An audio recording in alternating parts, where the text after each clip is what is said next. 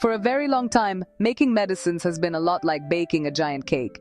You gather all your ingredients, mix them together in a huge bowl, bake it, and then you start the whole process over again for the next cake. This is called batch manufacturing. It's a method that has served us well, but it has its limits. Think about it, each batch is a separate event. If something goes wrong, you could lose the entire batch, which is a massive waste of time, materials, and money. It's a stop-and-start process that can be slow and inefficient, especially when we need medicines quickly. Now, imagine a different way. Instead of making one big cake at a time, what if you had a production line that never stopped? A continuous stream of ingredients flows in one end, and a steady stream of perfectly baked little cupcakes flows out the other. This is the idea behind continuous manufacturing. It's a dynamic, non-stop process where raw materials are constantly fed into the system, and the final product is continuously collected. This shift from stop-start to non-stop is a huge deal for the pharmaceutical world. It promises to make medicine production faster, more reliable, and more efficient. It's a revolution in how we make the treatments that keep us healthy. This change is especially important for a special class of medicines called biologics. Biologics are complex molecules, like antibodies and proteins, that are made from living cells. They are incredibly powerful for treating diseases like cancer and autoimmune disorders. However, producing them is a delicate and complicated dance. The living cells used to create these medicines are sensitive and require very specific conditions to thrive and produce the drug correctly. With traditional batch manufacturing, maintaining these perfect conditions from start to finish for weeks at a time can be extremely challenging. This can lead to variations between batches and potential quality issues that we simply can't afford. Continuous manufacturing helps solve these problems in a really cool way. By creating a steady, controlled flow, we can maintain the ideal environment for the cells all the time. Think of it as giving the cells a perfect, unchanging home where they can work happily and consistently. This leads to a more stable process and a higher quality product. It also allows for smaller, more flexible factories instead of giant, single-product plants. This means we can potentially make medicines closer to where patients are, respond faster to sudden needs like a pandemic, and develop new, specialized treatments more quickly than ever before. It's all about making better medicines, faster and more reliably. When you're exploring a new frontier, you need a good map. That's exactly what the International Society for Pharmaceutical Engineering, or ISPE, has created with its new guideline on continuous manufacturing.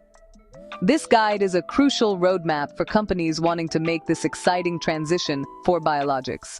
It brings together experts from across the industry to share best practices and create a common language.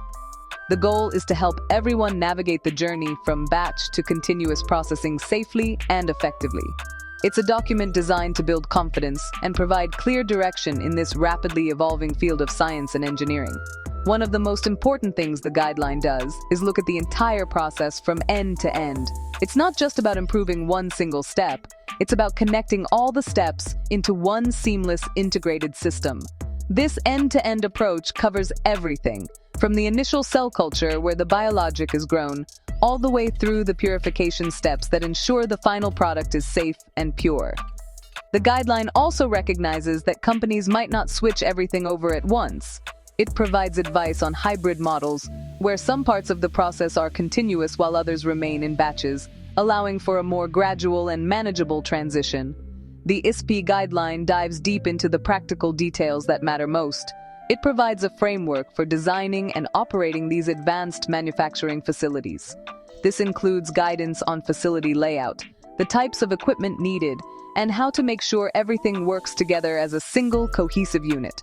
For example, it discusses how to handle the continuous flow of materials between different purification stages, like chromatography and filtration, without needing large holding tanks in between. This is a fundamental change from batch processing and requires a whole new way of thinking about facility design and operation, which the guideline helps to clarify. Ultimately, the ISPE guideline is about ensuring product quality and patient safety above all else. By providing a standardized framework, it helps companies demonstrate to regulatory agencies, like the FDA, that their continuous process is under control and consistently produces a high-quality medicine. It outlines strategies for process development, control, and validation that are tailored specifically for the continuous manufacturing environment. For anyone working in the biopharmaceutical industry, understanding this guideline is essential. It's the key to unlocking the incredible potential of continuous manufacturing and shaping the future of medicine. So, how do we make this continuous magic happen? It's all thanks to some seriously cool technology. One of the biggest stars of the show is something called Process Analytical Technology, or PAT. Think of PAT as a set of high-tech sensors and probes placed directly inside the manufacturing line. These sensors are constantly measuring critical information in real time. Things like temperature, pH, cell density, and the concentration of the drug molecule itself. Instead of waiting hours or days to take a sample and test it in a lab, PAT gives us an instant, continuous stream of data about the health of our process. This real-time data is then fed into another key piece of the puzzle: advanced process control systems. These are sophisticated computer systems that act as the brain of the operation. They analyze the constant flow of information from the PAT sensors and make automatic adjustments to keep the process perfectly on track. If the system detects that the pH is drifting slightly, it can instantly adjust the flow of a neutralizing agent to bring it back to the ideal set point. This creates a self-correcting system that maintains optimal conditions 24/7, ensuring a consistent product quality that is difficult to achieve in traditional batch manufacturing. Another enabling concept is process intensification. This is all about making the equipment smaller, more efficient, and more powerful. Instead of using enormous stainless steel bioreactors that are several stories high, continuous manufacturing can use much smaller, single-use systems. For example, perfusion bioreactors are designed to continuously feed fresh nutrients to cells while simultaneously removing waste and the drug product. This allows for much higher cell densities and productivity in a much smaller footprint. Similarly, in the purification stages, technologies like multi-column chromatography allow for a continuous purification process, eliminating the bottlenecks found in traditional batch chromatography. Together, these technologies, PAT, advanced control, and process intensification, form the backbone of continuous biomanufacturing. They allow us to move from a test and approve model to a build quality in, by design model. We are no longer just inspecting quality at the end. We are actively controlling and ensuring it at every single moment throughout the production process. This gives us an unprecedented level of understanding and control. It's this technological leap that makes it possible to build the flexible, efficient, and reliable medicine factories of the future, ensuring patients get the high-quality treatments they need. Adopting a whole new way of manufacturing isn't without its challenges, of course.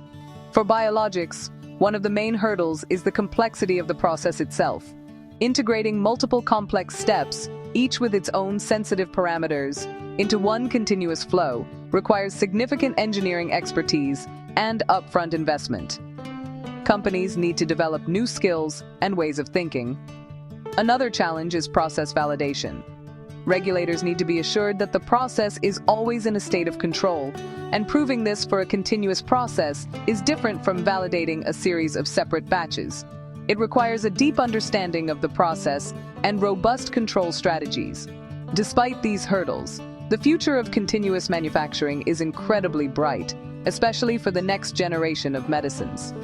Think about personalized treatments like cell and gene therapies, or rapidly developed vaccines like the mRNA technologies we've recently seen. These therapies are often needed in smaller quantities or need to be produced very quickly. The flexibility of continuous manufacturing is a perfect match for these needs. Instead of building a massive factory for one blockbuster drug, we can have smaller, multi-product facilities that can quickly switch from making one medicine to another. This is the vision of the digital factory of the future. In this future, factories will be more automated, more data-driven, and more adaptable than ever before. Imagine a global network of these small, flexible facilities that can be activated to produce a specific medicine on demand wherever it's needed in the world. This could revolutionize our response to global health crises and make cutting-edge treatments more accessible to everyone. Continuous manufacturing is the enabling platform that will make these digital, on-demand factories a reality. It's not just about making existing medicines better. It's about paving the way for entirely new types of therapies that we are only just beginning to imagine. That's why understanding these new guidelines and technologies is so important. For professionals in science, engineering, and healthcare, this isn't just an incremental improvement. It's a paradigm shift. Continuous manufacturing represents a move towards smarter, faster, and more patient-centric production.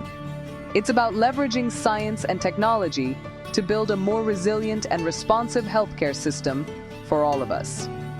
By embracing this change, we are not just improving a process.